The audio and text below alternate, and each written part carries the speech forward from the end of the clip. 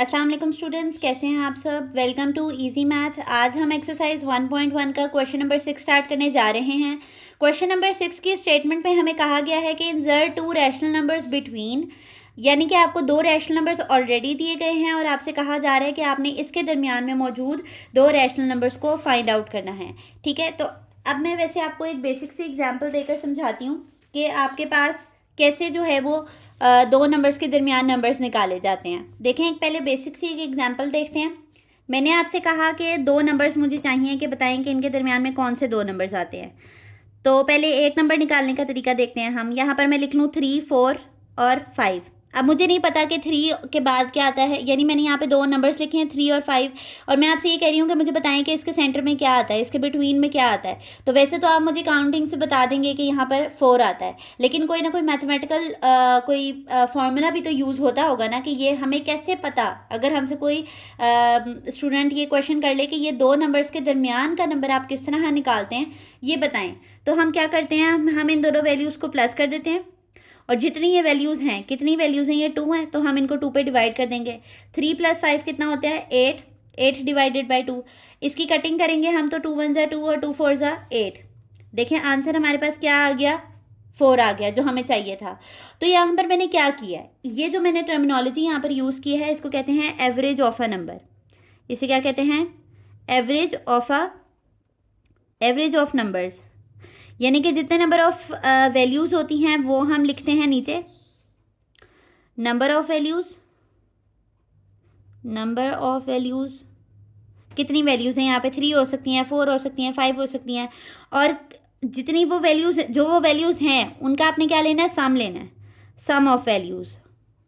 तो यह आप अपने पास इस क्वेश्चन के ऊपर या स्टिकी नोट्स के ऊपर ये आप अपना फॉर्मूला मेंशन कर लें कि हमने क्या निकालना है, एवरेज ऑफ नंबर्स निकालनी है। यहाँ पर एवरेज ऑफ नंबर्स का फॉर्मूला होता है कि सम ऑफ वैल्यूज़ को डिवाइड कर दें आप नंबर ऑफ वैल्यूज़ के ऊपर। अब आप देखें यहाँ पर 1/3 और 1/4 के दरमियान हमने दो नंबर्स निकालने हैं। दो नंबर्स निकालने के लिए ये मैं एज अ रफर यहाँ पर लिख रही हूँ कि 1/3 कॉमा, यहाँ पर मुझे एक वैल्यू चाहिए, कॉमा यहाँ पर एक वैल्यू चाहिए, और इसको ये 1/4। अब देखें इन दोनों के दरमियान तो निकालना है, तो ये तो बहुत आसान है। अभी मैंने आपको बताया कि सीधा आप एवरेज का फॉर्मूला निकाल लें। तो यहाँ पर आप लिखेंगे एवरेज ऑफ 1/3 एंड 1/4। क्या करना है आपने, इन दोनों को प्लस करना है, 1/3 + 1/4, और इसको डिवाइड किस पे करना है, 2 पर, क्योंकि ये 2 नंबर ऑफ वैल्यूज़ हैं। समझ रहे हैं आप ये बात। यहाँ पर हम इसको डिवाइडेड बाई 2 करेंगे, ठीक है, क्योंकि हमने कहा था कि जितनी नंबर ऑफ़ वैल्यूज़ होती हैं उससे हम डिवाइड करते हैं। अब आप 3 और 4 का एलसीएम ले लें, तो हमारे पास 3 और 4 का एलसीएम क्या आएगा, 12 आएगा। 3 × 1 = 3, 2 × 1 = 2, और तो 2 × 2 = 4 और 4 × 3 = 12। 12 आ गया। 3 के टेबल में 12 कहाँ पर आता है, 4 पर, तो ऊपर मल्टीप्लाई हो जाएगा ये 4। 4 के टेबल में 12 कहाँ पर आता है, 3 पर, 3 × 1 = 3, ठीक है। उसके बाद 4 + 3 कितने होते हैं, 7। 7/12 आ गया, डिवाइडेड बाय 1/2। आपको पता होगा कि छोटी क्लासेस में जब हमने डिवीजन के ऑपरेटर को मल्टीप्लिकेशन में चेंज करना होता था, तो हम क्या करते थे कि उसको हम रेसिप्रोकल कर देते थे, तो वो मल्टीप्लिकेशन कन्वर्ट हो जाता था। तो ये 2/1 है, तो इसको हम क्या करेंगे, 1/2 करेंगे। तो 7 × 1 = क्या होता है आपके पास, 7, और 12 × 2 = क्या होता है, 24। अब 7/24 ये पहला रैशनल नंबर है जो हमें यहाँ पर इसके दरमियान में चाहिए था, तो वो मैंने फिल कर लिया, ठीक है। अब नेक्स्ट हमें कैसे पता चलेगा कि हमने कौन सी दो वैल्यूज़ के दरमियान में अब निकालनी है, एवरेज निकालनी है। तो आप देखें कि ये मैंने ब्लैंक्स इसीलिए बनाई थी कि अब आपको दिख रहा है कि अब आप इसका और इसका एवरेज निकालेंगे, ठीक है। तो ये अब हम यहाँ पर लिखेंगे एवरेज ऑफ 7/24 एंड 1/4, ठीक है। तो कैसे लिखेंगे हम इसको, 7/24 + 1/4, वैल्यूज़ को प्लस करते हैं, हम सम करते हैं, और डिवाइड किससे करते हैं, 2 से करते हैं। अगेन 24 और 4 का एलसीएम लेंगे आप, तो क्या आएगा, 24 और 4 का एलसीएम लेंगे तो 2 12 = 24 और 2 2 = 4, 2 6 = और ये 2 1 = 2 3 = और 1 वैसे ही 3 1 = 3, तो 2 2 = 4 और 2 3 ज़ा 6, 4 6 ज़ा 24, तो इसका एलसीएम हमारे पास क्या आया है 24, ठीक है। इसका एलसीएम हमारे पास क्या आया है 24। कुछ बच्चे होते हैं जिनको इस लेवल पर भी एलसीएम नहीं लेना आता, तो उनके लिए आपको यहाँ पर एक डिटेल बनाकर दिखा देती हूँ कि आपके पास ऊपर मौजूद है 7/24 और आगे है +1/4, नीचे आपके पास है 24। 24 के टेबल पर कहाँ पर आता है 1 पर, तो हम 1 को ऊपर क्या कर देंगे मल्टीप्लाई, तो 1 7 ज़ा 7, और 4 के टेबल में 24 कहाँ पर आता है 6 पर, तो 6 को ऊपर मल्टीप्लाई कर देंगे, तो 6 1 ज़ा 6। ये इस तरह लिखते हैं, ठीक है। तो आप जिन बच्चों को नहीं आ रहा है एलसीएम लेने, वो इस तरह अपने पास साइड पे ये टर्मिनोलॉजीज लिख सकते हैं। तो मैं यहाँ पे डायरेक्ट लिख लेती हूँ 7 + 6 डिवाइडेड बाई 2। 7 + 6 कितने होते हैं हमारे पास 13/24। अगेन डिवीजन के ऑपरेटर को हम जब चेंज करेंगे मल्टीप्लिकेशन के अंदर, तो ये रेसिप्रोकल हो जाएगा, और जब रेसिप्रोकल होगा तो ये 1/2 बन जाएगा। अब आप देखें कि 13 1 ज़ा क्या होता है हमारे पास 13 होता है, और 2 4 ज़ा 8, और 2 2 ज़ा 4।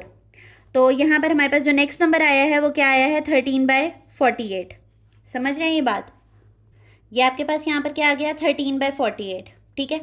अब कुछ बच्चे सोच रहे होंगे कि ये आंसर्स लग तो नहीं रहे कि ये इसके दरमियान ही आ रहे हैं, ठीक है। तो उसके लिए मैं आपको यहाँ पर वेरीफाई करके दिखा देती हूँ। यहाँ पर लिखा हुआ है हमने 1/3 हमारा आंसर आया है, फिर उसके बाद 7/24 आया है, यहाँ पर हमारे पास 13/48 आया है, और यहाँ पर हमारे पास क्या है 1/4 आया है, ठीक है। इन फ्रैक्शंस को मैं आपको कन्वर्ट करके दिखाती हूँ ताकि आपको पता चले कि क्या ये इनके दरमियान ही लाई करते हैं ये नंबर्स, या ये एवं ही हमने निकाल लिए यहाँ पर। तो सबसे पहले है हमारे पास 1/3। 1/3 को जब हम डिवाइड करेंगे तो हमारे पास क्या है 0.3, ये मैंने इसके नीचे लिख लिया। 7/24 को जब मैं डिवाइड करूँगी तो मेरे पास क्या आंसर आया है 0.29। 0.29। अगर मैं 13/48 को डिवाइड करूँगी तो मेरे पास क्या आंसर आएगा 0.2708, तो मैं 0.27 लिख लेती हूँ। और 1/4 आपके पास क्या देता है हमारे पास आंसर, 1/4 का आंसर आता है 0.25। 0.25। अब आप देख रहे हैं कि ये बिल्कुल सीक्वेंस में जा रहा है कि ये 0.30 है अगर, तो ये 0.29 है, फिर ये 0.27 है, और यहाँ पर ये 0.25 है। देखें इन क्वेश्चंस के ना आंसर बैक पे मौजूद नहीं है। इसका मतलब ये है कि हमारे पास एक रैशनल नंबर से दूसरे रैशनल नंबर तक infinite numbers of rational numbers exist करते हैं। अक्सर ये छोटे लेवल के ऊपर हमारे पास सेट्स में पूछा जाता था कि ये सेट फाइनाइट है या इनफाइनाइट, कि अगर हमें नंबर बिटवीन 2 रैशनल नंबर्स निकालने हों तो क्या वो रैशनल वो फाइनाइट आंसर होता है या इनफाइनाइट आंसर होता है, तो वो इनफाइनाइट आंसर होता है। यानी इसके दरमियान में, इन दो नंबर्स के दरमियान में बहुत सारे जो है वो रैशनल नंबर्स मौजूद हैं, ठीक है। हमने जो एवरेज मेथड से अप्लाई करके निकाले हैं वो हमने ये दो निकाले हैं 7/24 और 13/48। अब आप में से कोई क्लेम करे कि ये आंसर्स गलत हैं, तो मैंने आपको सॉल्व करके भी दिखा दिया कि ये आंसर नहीं हो सकते गलत। हाँ, अगर इसमें से सॉल्व करके यहाँ पर कुछ निकल जाता 0.31 निकल जाता, तो ये तो पॉसिबल ही नहीं है कि 30 के बाद आपके पास क्या आता हो 31 आता हो, या मैं बिल्कुल ही बियॉन्ड द लिमिट जाकर बात यहाँ पर लिख दूँ कि 0.48 आंसर आया है, तो ये तो देखें ना, ये तो पॉसिबल ही नहीं है। ये बात समझ रहे हैं आप। तो ये मैंने आपको फिलिंग द ब्लैंक फॉर्म में और ये फिर इसको कन्वर्ट करके फॉर्म में इसलिए दिखाया है कि आपको ये दिखे कि ये वाकई ही इनके दरमियान के ही नंबर्स हैं, ठीक है। ये इनके बिटवीन ही लाई करते हैं रैशनल नंबर्स। तो ये था हमारा आज का क्वेश्चन नंबर 6 का पार्ट नंबर 1।